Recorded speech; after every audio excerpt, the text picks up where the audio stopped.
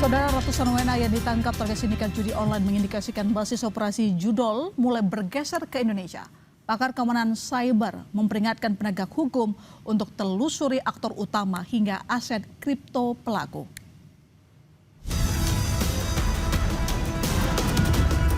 Penangkapan 320 warga negara asing terkait sindikat judi daring jadi indikasi basis operasi praktik penipuan bergeser ke Indonesia.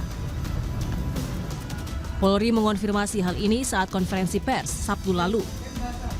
Polri bilang, pergeseran operasional penipuan daring ini akibat basis sebelumnya di kawasan Indo-Cina sudah banyak ditertibkan. Daerah Indo-Cina, khususnya Myanmar, Kamboja, Laos, Vietnam, yang selama ini menjadi basis-basis dari perekrutan dan aktivitas tindak pidana daring yang sasaran korbannya transnasional, sasaran korbannya selalu warga negara asing. Setelah ditertibkan mulai terjadi pergeseran ke Indonesia dan itu tentunya sudah kami antisipasi dan kami prediksi. Kamis lalu, polisi membongkar markas judi online Judol tersebut di sebuah gedung di Jalan Hayam Wuruk, Jakarta Barat. 321 orang ditangkap, diantaranya adalah 228 warga negara Vietnam, 57 warga negara Tiongkok, dan sisanya berasal dari Myanmar, Laos, Thailand, Malaysia, Kamboja, dan seorang warga negara Indonesia. Dari 321 orang itu, 275 WNA diantaranya telah ditetapkan sebagai tersangka. Kini, Polri tengah memburu sponsor para pelaku.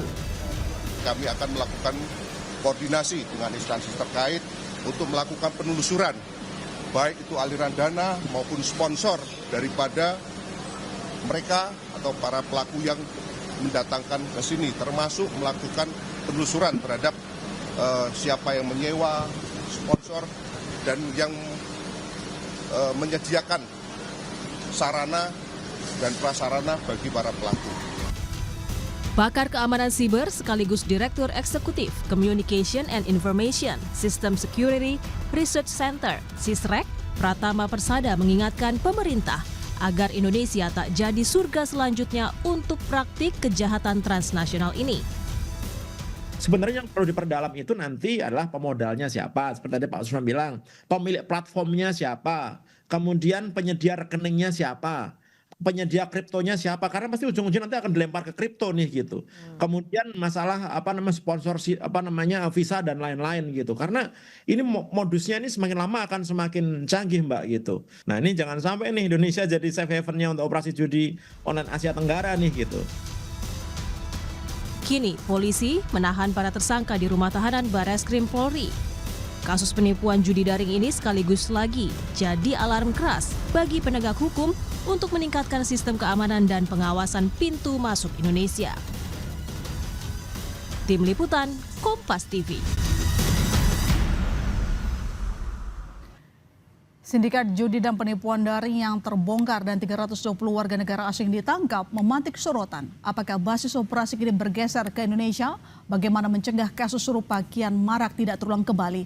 Kita bahas bersama Komisioner Kompolnas Yusuf Warshim dan pengamat keamanan cyber Vaksinkom Alphonse Tanujaya. Selamat sore Mas Yusuf, selamat sore Mas Alphonse. Selamat sore. Oke, pertama kita mengapresiasi Polri telah mengungkap sindikat ini. Tapi pertanyaan berikutnya adalah bagaimana menangkap aktor utamanya? Siapa sponsornya? Ya, terima kasih. Tentu kita apresiasi ini yang ditangkap kan ratusan. Dan tentu ini operasinya sangat besar gitu. Operasi sangat besar itu tentu bukan dadakan ya. Pasti sesuai dengan yang kita pantau diawali oleh adanya laporan informasi, adanya kegiatan penyelidikan, termasuk juga informasi yang ada di media sosial dilakukan pemantauan. Nah, kalau sehingga saat ini yang kita dapatkan informasi awal itu apakah akan melakukan pengusutan kepada pelaku utama, tentu itu tidak bisa dipungkiri. Semuanya itu kan didasarkan pada proses penyidikan yang sudah berjalan pada pelaku-pelaku yang saat ini sudah tertangkap tangan berdasarkan barang bukti yang ada itu dulu. Nah, selanjutnya menurut hemat kami ya pendidikan digital ini tentu yang menjadi prioritas utama. Jangan sampai itu luput. Yang kedua terkait dengan transaksi keuangan. Nah, itu tentu yang ketiga berkoordinasi kan, dengan berkoordinasi dengan instansi terkait. Jadi intinya apa yang ditanyakan itu masih dari substansi materi untuk pengembangan penyidikan.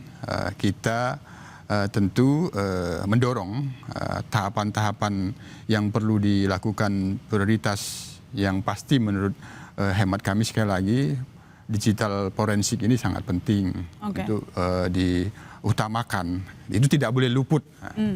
Nanti saya lanjutkan ke Anda terutama soal kemana aliran dana yang katanya juga kerjasama dengan PPTK untuk mengetahui uangnya terbang kemana. Saya ke Mas Alfons. Mas Alfons, dengan penangkapan ratusan WNA kemarin, ini menunjukkan Indonesia bukan lagi pasar, tapi jadi markas judi online. Menurut Anda, kenapa mereka berani dan bebas praktik membuka operator judi online di Indonesia? Ada positifnya, kita ini nggak selalu negatif. Positifnya adalah koneksi internet Indonesia di beberapa lokasi di mana pelaku penipuan dan judi online ini terungkap sudah memenuhi syarat untuk melakukan kejahatan judi online. Itu positif. Artinya ini 321 orang terkoneksi ke internet, tiap orang 110 mega. Itu artinya 3,2 giga 24 jam sepanjang hari. Itu bisa. Artinya itu butuh infrastruktur yang baik. Jadi kabar gembiranya adalah beberapa lokasi di Indonesia sudah sangat memenuhi syarat, internetnya bagus, yang mau kerja halal datang ke sini. Tetapi negatifnya itu disalahgunakan untuk kegiatan yang melanggar hukum. Nah, sebenarnya kalau kita lihat dari 321 orang ini, mereka semuanya itu warga negara asing. Kalau kita lihat dari polanya, sebenarnya yang begitu yang disasar itu negara bukan Indonesia korbannya. Kenapa? Karena kalau kamu nyasar warga negara Indonesia, mesti yang bisa ngomong bahasa Indonesia dong. Lalu lakukannya enggak dari Indonesia, dari Kamboja, dari Myanmar, dari negara lain. Nah kalau di sini dilakukan, artinya yang disasar itu warga negara Cina, warga negara Vietnam. Yang dia ngerti bahasanya. Kan nggak mungkin orang Indonesia suruh nipu orang Vietnam, ini ngomong apa dia nggak ngerti. Itu kira-kira gambaran utamanya. Tetapi kalau sampai kita dijadikan sebagai markas, Indonesia perlu memberi contoh bahwa nih kita tindak dengan baik.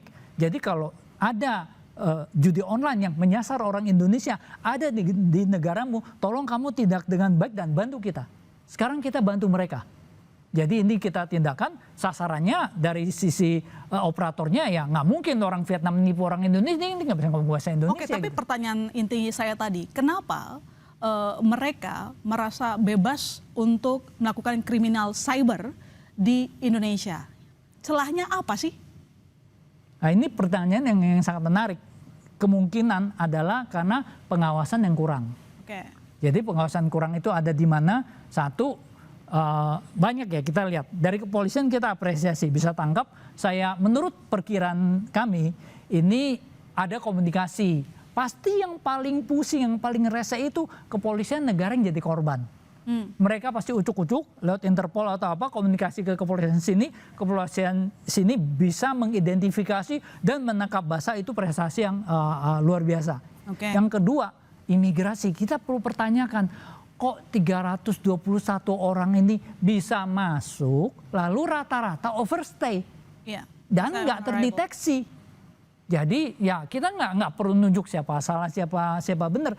Belajarlah dari hal ini. Jadi cobalah identifikasi kalau orang udah masuk, udah overstay, rata-rata dari Indochina. Oke. Itu polanya akan sama.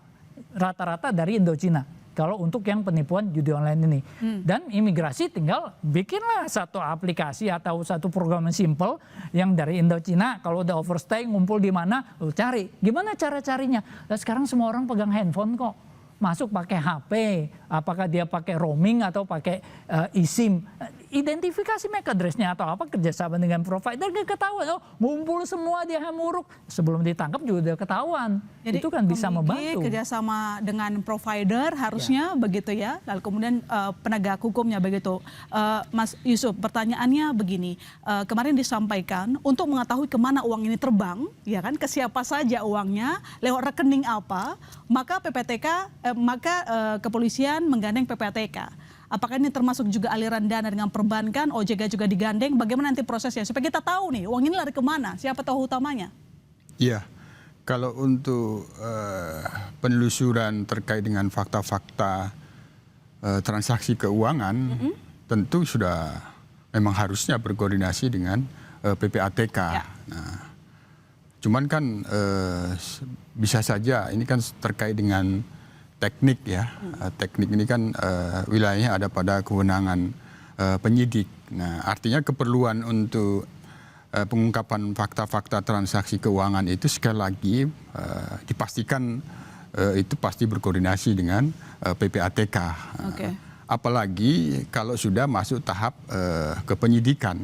Nah, sementara ini masih dalam perlu klarifikasi lanjutan sesuai dengan rilis yang tanggal 9 Mei itu kan di antara ratusan itu sudah ada yang ditetapkan sebagai tersangka. Nah, ini berarti tahapannya sudah pada penyidikan. Nah, tapi sekali lagi terkait dengan transaksi keuangan ini memang yang bisa memberikan informasi kan PPATK.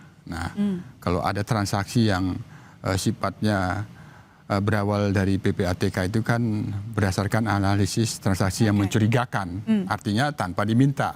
Tapi dalam hal ini, karena ini ada operasi penangkapan, tentu koordinasi yang dilakukan dari pihak penyidik. Oke. Nah, Sejauh yang ini proaktifnya penyidik. apakah sudah mencium misalnya indikasi TPPU? Jangan-jangan itu? Sekali lagi tentu itu ada pada kewenangan penyidik. Yang kita pantau bahwa hingga saat ini proses itu masih dalam penyidikan dan penyidikan. Makanya yang paling utama itu kan pasti ini kan teknik ya, skala prioritas yang dilakukan itu terkait dengan penyelidikan digital. Ini kan informasi misalnya berdasarkan akun yang ada di IG. Ini kan harus terus dipantau ini, dipantau. Baru yang kedua ya berdasarkan klarifikasi dan keterangan para pihak yang sudah dilakukan penangkapan yang bisa menjurus kepada sponsor, apakah itu ada jaringan WNI kaitannya dengan kepemilikan rekening misalnya, semuanya itu sekali lagi tidak bisa kita langsung fokus bahwa ada rekening besar yang menampungnya. Bisa saja ada jaringan WNI, tapi sekali lagi tentu itu berdasarkan pada pengembangan fakta-fakta dari yang dilakukan penangkapan kemarin ini. Tapi ada kecurigaan misalnya ini merupakan human trafficking, karena dulu kan ketika warga Indonesia yang ke Kamboja ternyata case-nya seperti itu misalnya, Mas Yusuf. Ya, ini kan kaitannya dengan visa. Nah, memang mereka sengaja dengan mendapatkan visa wisata lagi. Ya, tapi sekali lagi bahwa operasi pengungkapan ini diawali oleh adanya laporan informasi. Termasuk juga ada informasi yang di-browsing melalui internet, melalui proses penyelidikan gitu. Tentu faktor apakah ada kesengajaan atau kelalaian itu di luar kewenangan pihak kepolisian. Hanya dalam kasus ini kami sebagai pengawas fungsional kinerja Polri tentu mengingatkan bahwa Polri juga punya peran di dalam pengawasan orang asing. Oke, baik, saya ke Mas Alphonse. Kita coba lihat data tahun lalu, setidaknya sampai November. Saya perlu update kalau sampai akhir tahun begitu ada lebih dari 2 juta situs judi online yang ditutup oleh Komdigi.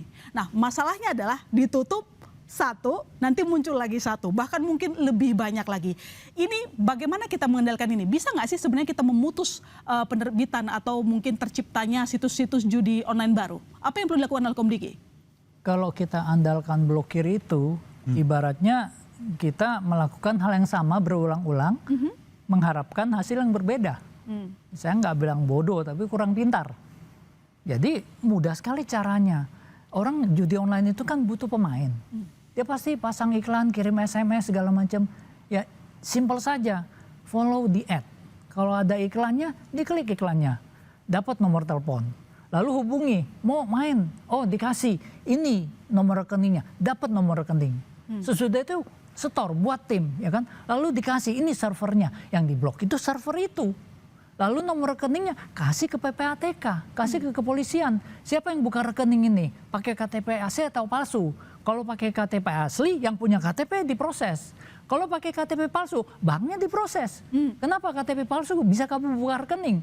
Lalu yang tadi dapat nomornya, koordinasi dengan provider. Ini siapa orangnya? Datang, dikembangkan. Jadi sebenarnya nggak perlu blokir-blokir itu, ikuti saja. Ada iklan ikuti. Itu akan langsung dapat ke sumbernya. Itu tidak sulit. Kalau kita hitung mungkin dari tahun 2017 itu disampaikan mungkin deposit dari judi online itu mencapai lebih dari 1.000 triliun rupiah. Jadi menurut Anda dengan kasus yang berulang setiap tahun yang kita lihat dengan paparan dari PPATK, pihak kepolisian, apakah menurut Anda semua lini pemerintah saat ini sudah serius untuk memusnahkan judi online di Indonesia? Nanti dijawab. Kami kembali saudara, tetap di Sapa Indonesia Malam. Ya, Mas Alphonse, ribuan triliun diprediksikan perputaran judi online. Setiap tahun kita diributkan dengan hal yang sama terus. Jadi menurut Anda, apakah pemerintah semua lapisannya begitu termasuk di bagian IT sudah serius untuk memberantas judi online? Dulu kita jadi pasar, sekarang kita jadi markas. Judi online ini kalau di film Marvel ya, itu kayak Thanos. Kalau kamu lawan pakai polisi kayak Hulk. Komdigi kayak Thor, punya palu, blokir. Kalau lawan sendirian nggak bakal menang. Hulk lawan Thanos nggak bakal ini. Lalu harus semuanya dikeroyok. Jadi dari Komdigi, PPATK, OJK, kepolisian, Departemen Luar Negeri, BSSN, mereka harus bersatu. Kita kemarin minta ada satgas.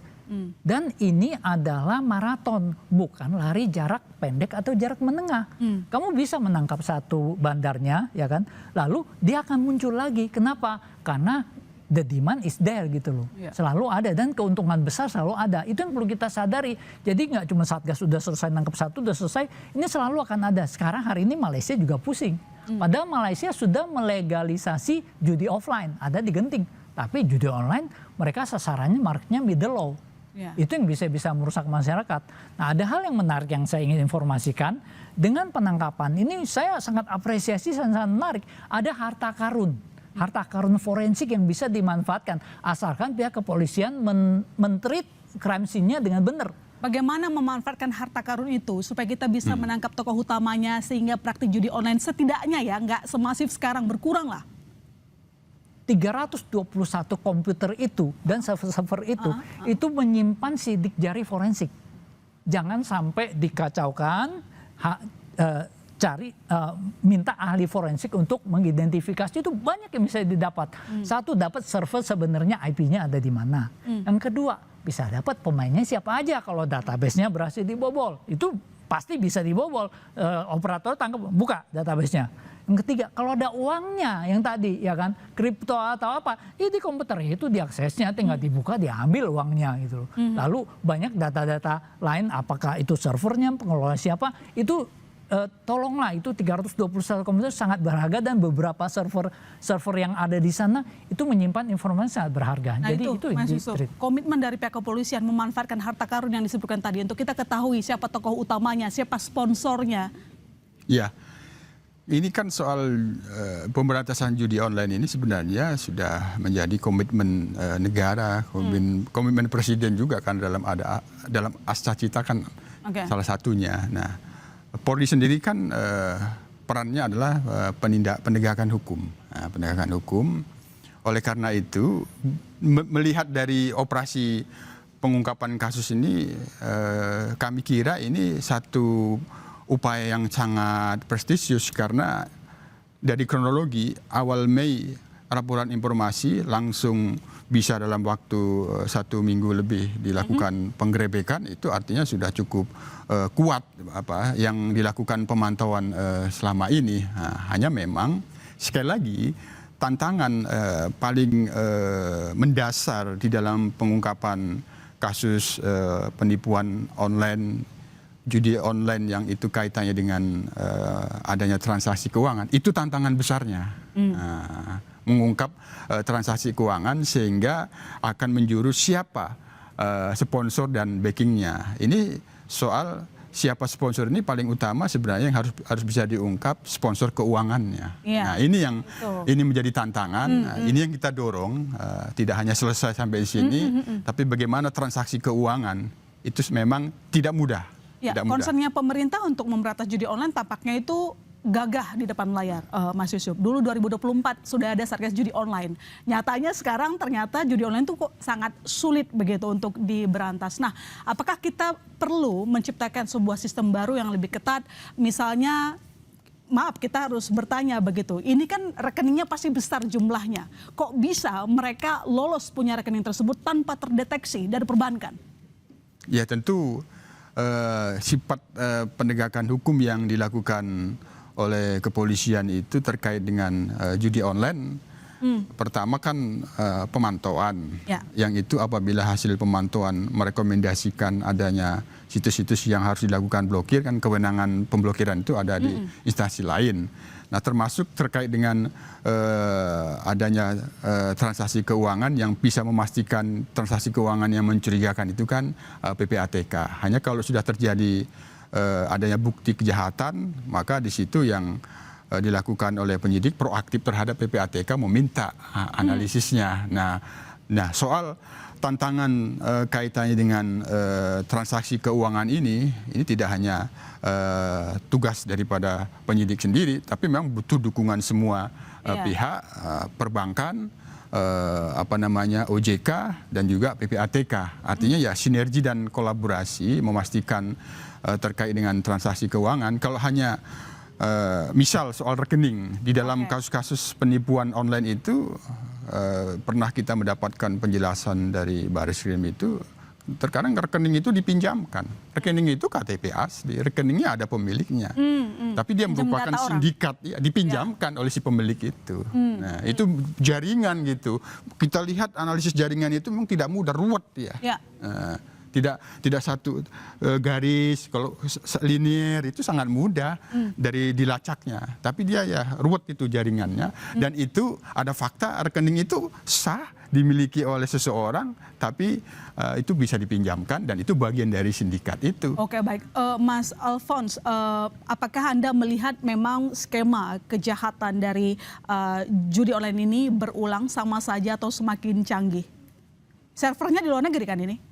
Servernya di luar negeri, agak bodoh kalau servernya di sini karena mudah teridentifikasi, trafficnya semua sangat mudah. Dengan server di luar negeri pun seharusnya ISP yang memberikan layanan bagi operator judi online itu tidak sulit untuk mendeteksi, karena layanan judi online ini beda dengan orang kerja. Bedanya apa? Satu, dia 24 jam. Traffic jalan terus 3,2 GB. Kalau orang kerja kan jam 8 sampai jam 4. Lalu kalau malam enggak. Yang kedua, kalau misalnya orang kerja itu aksesnya situs-situs kerja, misalnya Google Workspace atau Microsoft OneDrive. Kalau judi online ini 24 jam aksesnya ke situs-situs tertentu yang sebenarnya mudah di-flag dan mudah diidentifikasi. Mas Yusuf, bagaimana lantas langkah berikutnya yang perlu kita lakukan? Perketat orang masuk ke Indonesia itu perlu. Yang kedua ini paling inti nih. Kamboja dulu jadi surganya judi online, tapi mereka berhasil berbenah diri. Nah, Indonesia jangan sampai malah ketinggalan dari Kamboja. Respon Anda? Iya, ini kan soal Kamboja kan melakukan penutupan dan pelarangan. Nah, kalau di Indonesia kan sebenarnya komitmennya sudah sangat jelas. Nah, hanya ini kan modus sekarang ini kan ada WNA. Jadi melakukan operasi di sini. Nah, maka tentu kita dari kasus ini mendorong ya tetap ada peran Polri di dalam pengawasan orang asing, meskipun pengawasan itu fungsional, administratif dan operasional, yang itu memerlukan koordinasi dengan instansi terkait yang punya kewenangan secara langsung terhadap masuknya orang asing itu. Nah, yang kedua, dari kasus ini tetap kita mendorong penyelidikan digital. Oke. Yang kedua, terus dilakukan pemantauan profil. Profil ya secara teknologi ya terkait dengan IP address, Ya. domainnya, itu terus harus dilakukan. Itu yang paling pertama yang diutamakan oleh penyelidikan dan penyidikan kasus ini untuk tidak berhenti kaitannya dengan penyelidikan digital. Terutama mungkin lebih aktif lagi polisi cybernya. Mungkin ini nggak cuma tugas kepolisian, tapi kan banyaknya gitu iklan-iklan judi online di media sosial juga begitu banyak bertaburan. Ya semoga kita nggak kalah cepat dari mereka. Terima kasih Mas Yusuf, terima kasih Mas Alfons sudah bergabung di Sapa Indonesia Malam.